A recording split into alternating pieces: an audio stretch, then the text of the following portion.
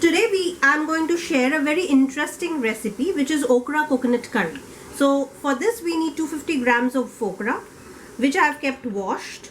So bhindi or ladyfinger as we call. So now we have to cut it. So we will cut the tail and the head.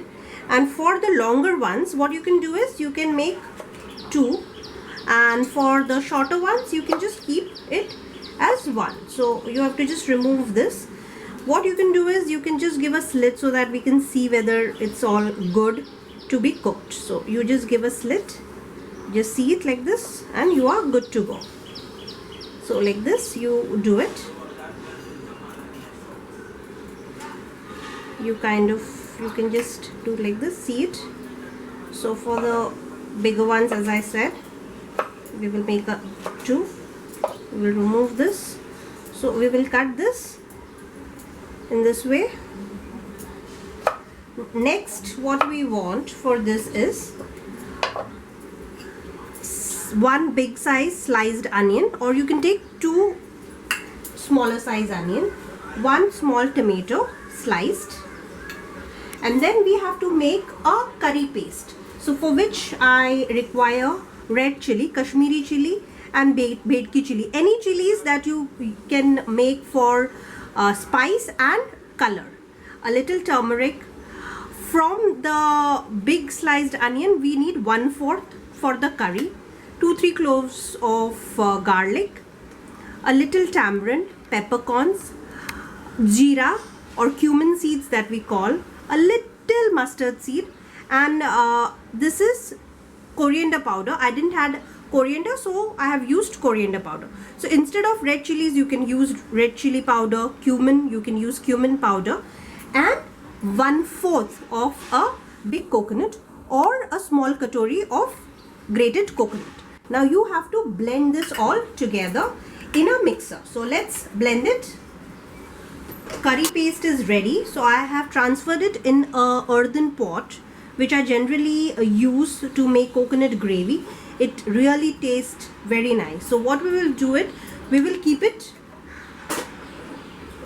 on fire and let it boil on a low flame.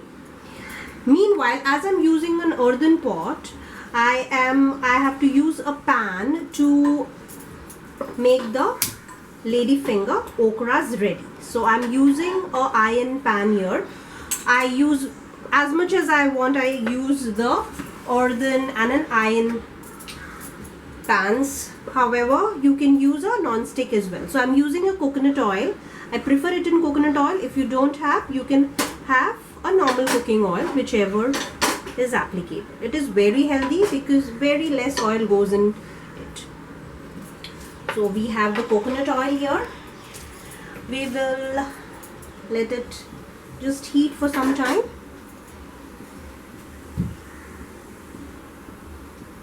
And then we will add a little curry leaves and a little red chili here.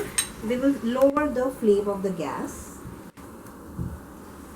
We will then add sliced onions. Now this recipe predominantly is from the South, Goa, Mangalore, the Konkan belt. However, every part has its own variation. I have incorporated all the variation into this recipe and given it a twist, my own twist. So the twist is just frying or tossing the okras a little in this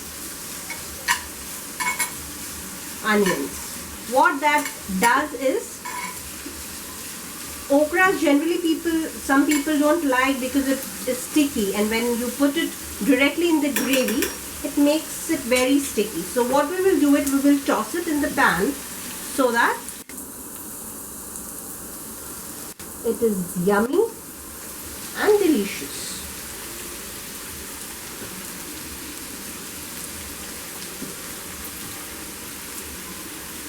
So here goes the okras. You will just on the medium flame You will just do it.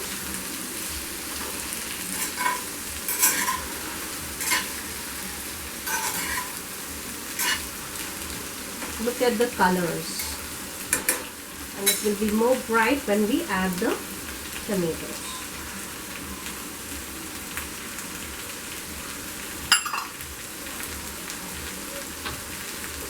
Now we will add a little salt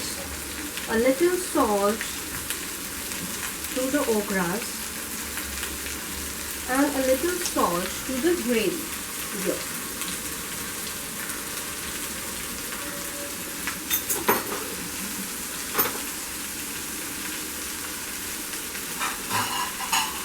Cover the okras so that it will just be fine.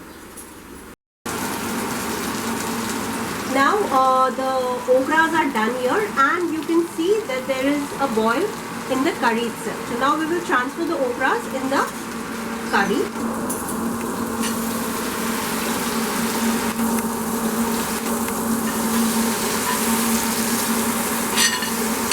Okras are been cooking for 5 minutes now.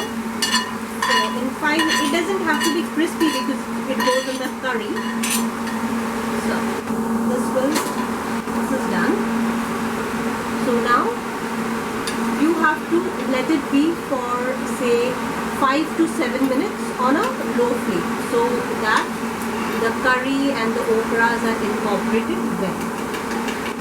And the main ingredient now, which is this. It is kokum.